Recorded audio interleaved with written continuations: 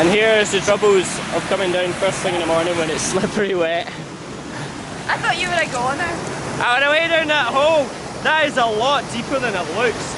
Jesus! Down that hole there. And I went up to my leg here. Oh, just touched my phone. What was it like? It was like, I don't know, something like a Charlie in the Chocolate Factory. You just got sucked away. I actually thought I was going to lose. I just kept going. I didn't stop. If both your legs went down there, you'd have been gone. I know, man. Well, thankfully it's quite a warm day today. It's probably about 5 or 6 degrees. It's not freezing cold. Although if it was colder, then that would have been nice and this wouldn't have happened. Right, well, I'm going to need to go and sit in the van all day because my shoe is now soaking wet and I don't have any change of shoes. Oh man! Honestly, I know we came here in the winter, but I think if you can nail it with the timing, it's one of the most beautiful times of year in Scotland just because of the colours. Everything's such, ironically, such warm colours. You've got like browns and oranges and yellows and the whole place just comes to life. And we're currently heading down towards Loch Lomond now. Our next stop is the Falls of Falloch, which hopefully we can go in and check out, which we've been to all our lives. Since we were little kids, we always went in there, and it's a really beautiful place. But the drive down around this part of Scotland is just unbelievable. We're only an hour and a half north of Glasgow, and all of a sudden you're in the middle of nowhere. And it's little reasons like that, which is exactly why I love Scotland so much.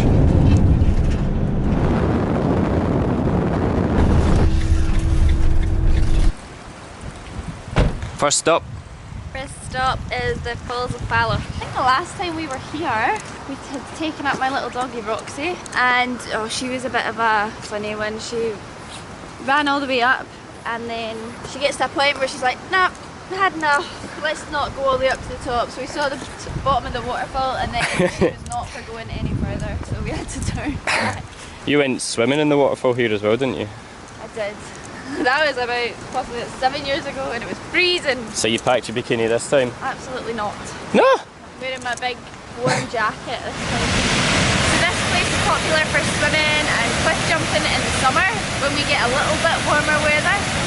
But not in the winter. I don't think that's something we'll be doing today. The water's probably warmer than the air, to be fair. Possibly. So you can go in to heat up. It'll be like a wee jacuzzi. Ah! Whoa! Splash! That's the sound I would have made if we were going cliff jumping. But as Gemma said, it's a bit cold today. We're not going to be doing that. If you're coming touring around in the summer, highly recommend bringing possibly a wetsuit because the water here doesn't tend to get above 10-15 degrees. 15 on a warm day, I'd say about 10 degrees. Because it's all just runoff from the mountains, so it remains really, really cold all year round. So you bring a wetsuit. It's such a beautiful place to come and go for a wee dip. Around in the summer, I imagine this place will just be heaving with locals coming for a local swim. And there's some really good cliff jumping parts around here as well. Yeah, it's a little viewing platform. Oh wow. Right out. This is really cool. Yeah, there's no need to go to Bali when you've got waterfalls like this. And the good thing about Scotland is that it rains so much that you never really get a dry waterfall. Yeah, it's just also never going to be warm.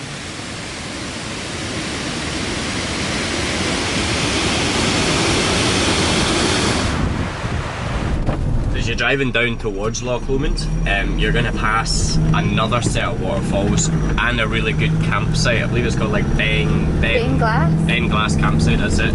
On your left, and if you're wanting to, I think it's for tents only, so if you're driving this route and you're wanting somewhere to camp, that's a really good spot to go. You'll also then pass a pub, which I think might double as a hotel, can't remember. Yeah, it's called the Drover's Inn. Drover's Inn, that's it. And apparently it's one of the most haunted pubs in Britain. Really cool. So we were thinking about camping behind there last night, see if we can just camp up in a car park. But Gemma got a bit too scared. So we didn't. That is a lie. Things banging on the doors and all that. We're on our way now down to one of our favourite spots actually. It's called the Inveruglus Visitor Centre. It's right across from the hydro station which sits in Loch Lomond. And it's special to us because we used to always go there on date nights when we were at university and that. And it was one of our cheap date nights. we would drive up here and then just sit and watch the sunset over Loch Lomond. So this is quite a special spot for us. Like I said, we used to, when we were saving up for our round the world trip, we used to always come down here for a cheap date night. Maybe we'd be, you know, bring like a picnic or whatever, bottle of Coke, come find a little hidden spot down on the other side of it where no one else would be, and then we would just sit and admire the stillness of the loch. On a nice night you'd even get some stars because there's no light pollution around here at all. And it's a true, in my opinion, it's one of the best hidden gems along the side of Loch Lomond, just because it is just so incredibly beautiful around here. And this is quite a new thing. I read about it. So this is the Inveruglus pyramid. I guess it's just aesthetics. It's quite a beautiful view down the loch, especially just now. The sun's just coming out from behind the cloud and giving us a beautiful golden light. Still get some photos, but stay dry. Yeah, always important in Scotland.